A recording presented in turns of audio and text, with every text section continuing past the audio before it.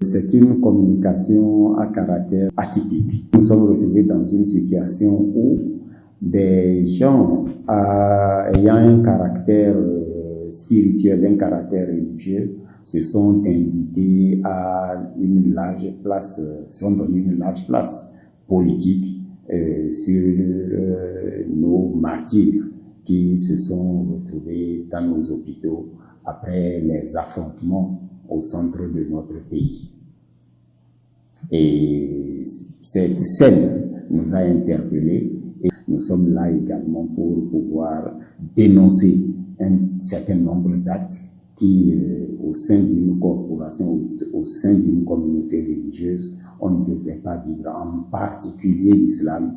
Et je profite de cette occasion pour dire tous mes vœux de bon carême à tous les musulmans. Nous étions là le vendredi dernier quand, dans l'après-midi, nous sommes tombés sur une communication, ou plutôt une information qui présentait certaines personnes que nous connaissions très bien au groupe africain de promotion sociale, de par notre militantisme au niveau de certaines associations à caractère politique, certains mouvements à caractère politique.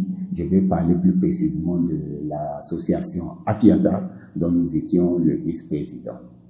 Et nous avions été à ce moment-là, à l'époque, interpellés comme étant une association ayant un caractère à vocation d'appel à l'islam, d'appel des cadres à l'islam dans la politique, parce que nous avions des autorités, des gens, des éminences de personnalités qui avaient jugé avec nous que notre domaine, le domaine islamique, le domaine musulman, n'était pas suffisamment représenté dans le parterre politique de notre pays, qu'il fallait susciter les nouvelles générations à aller dans ce domaine-là pour sauver notre pays, travailler pour le développement de notre pays. Et à cette période-là, nous avons vraiment acclamé cette idée. Et le 30 août 2020, nous étions retrouvés avec ces autorités-là. Nous nous étions retrouvés à Boycon. Et à Boycon, nous avons vraiment acclamé l'idée. Nous avions suscité des adhésions à notre idéal. Et ça a été vraiment une fête. De là à ce jour, nous nous étions dit que le président qui était et qui est aujourd'hui, parce que réélu, avait travaillé pour notre communauté, avait appelé à ce que notre communauté soit rendue plus digne de par ses activités. Il l'avait fait et nous avions acclamé ça à l'époque. Et nous avions pensé que notre association AFIATA, qui, en fait, pour le définir, c'est l'association des fidèles musulmans amis de Patrice Talon. Et cette association-là devrait se mettre au travail pour que notre président, le président qui avait travaillé pour cette communauté-là, de par tout ce qu'il avait fait pour notre communauté, il fallait que nous mettions au travail pour faire en sorte d'abord qu'il accepte être candidat et revenir au pouvoir et travailler beaucoup plus pour notre communauté. C'était légitime comme appel. C'était également pour nous une occasion de faire en sorte que l'islam, comme Dieu même nous l'a réclamé, l'islam soit reconnaissant d'un homme qui avait vraiment travaillé pour lui, et c'était le président Patrice Talon, de par les 5 années qu'il passait déjà au pouvoir. Mais nous avons très vite, nous nous sommes rendus compte que nous étions pris dans un cul-de-sac.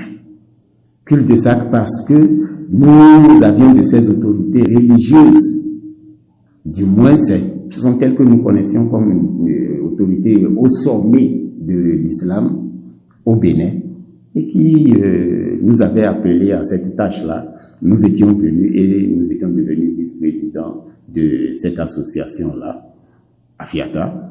Nous nous sommes mis au travail, mais avouons que c'est la jeunesse, c'est les générations montantes, c'est les générations d'un certain âge également, comme moi, qui nous étions intéressés à ça et nous nous étions mis au travail. Mais force est de constater qu'aujourd'hui, il y a eu de grandes déviances.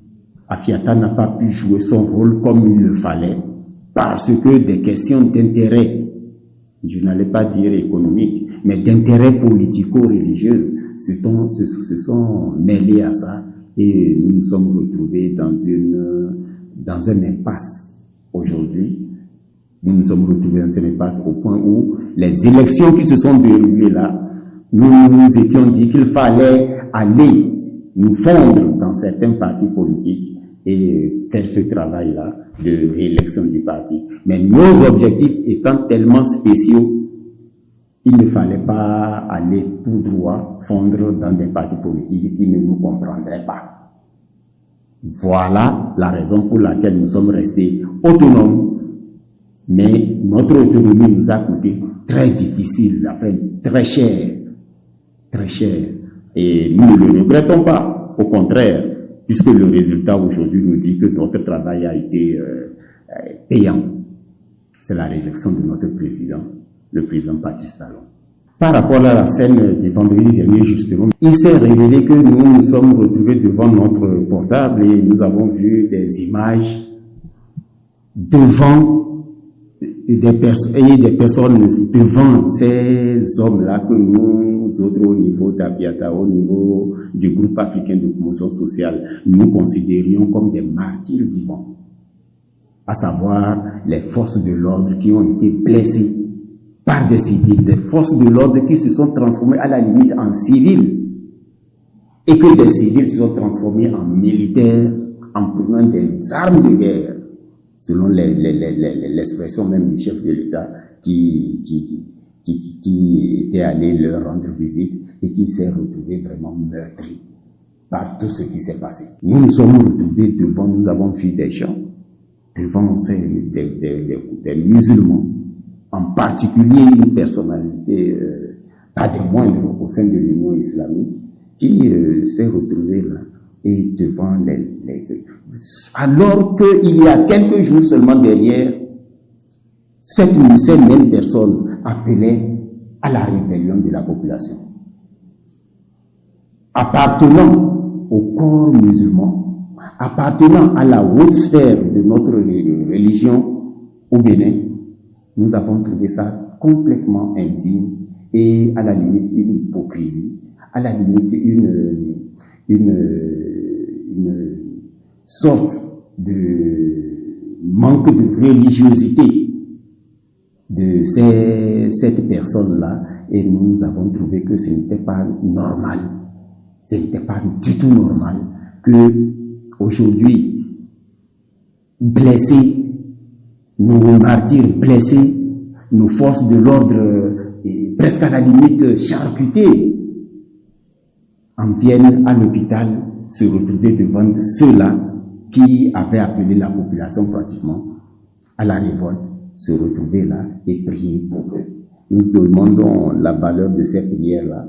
Nous nous posons la question de savoir à quelle fin ces actions-là ont été posées et pourquoi l'on a pu autoriser que des individus qui, il y a quelque temps seulement, ont réprouvé l'action gouvernementale. Nous nous sommes trouvés vraiment blessés. Nous nous sommes dit qu'il faille annoncer à notre communauté, aux responsables de notre communauté islamique, que de tels comportements ne se répètent jamais.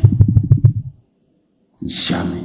Jamais. Et ça doit être la responsabilité des hauts responsables de l'Union islamique qui doivent revenir à l'ordre, purifier leur propre sein avec beaucoup de doigté, et bien que les musulmans n'aillent pas pour des miettes pour des querelles de petits francs, se mettre à poser des actes qui rendent indignes, qui déshonorent notre confrérie, notre communauté, eh bien, nous sommes venus désapprouver, nous sommes venus stigmatiser, nous sommes venus dire combien les gestes posés par le président de la République, Patrice Talon, depuis les 5 années, à savoir ordonner le convenable, réprouver le blâmable, qui est un principe fondamental de l'islam, ce principe-là a été profané. Nous tenions à le dire avec force. La toute première proposition, c'est que nous souhaiterions que l'UIB, c'est l'Union islamique du Bénin, qui doit procéder à une épuration en son propre sein, comme nous venons de le dire d'ailleurs tantôt, afin qu'à l'avenir, notre religion, l'islam, redore son blason, à lui légué par le prophète Mohammed sallallahu alayhi wa sallam. La deuxième proposition que nous souhaiterions faire, c'est que l'UIB, avec le soutien d'un certain nombre de cadres politiques et même cadres sociaux, à savoir, par exemple, je donne des exemples à tout hasard, le député imam Ousmane Aboubakar, par exemple, ainsi que des responsables des associations islamiques, comme nous, par exemple, et que nous puissions aider à faire en sorte que les cadres, la jeunesse islamique, la jeunesse musulmane, les cadres musulmans viennent à renforcer le corps politique que nous avons dans notre pays. Car on ne peut pas continuer de dire nous soutenons, nous voulons que ça aille de l'avant, le développement de notre pays, nous pouvons en parler sans s'intéresser à tout ce qui se passe comme économie, comme politique, comme social dans notre pays. Et ça, c'est un point qui nous tenait beaucoup à cœur et les autorités à notre niveau depuis très longtemps nous appelaient à cette mission-là. La troisième proposition que nous souhaiterions faire, c'est que le gouvernement et les autorités hospitalières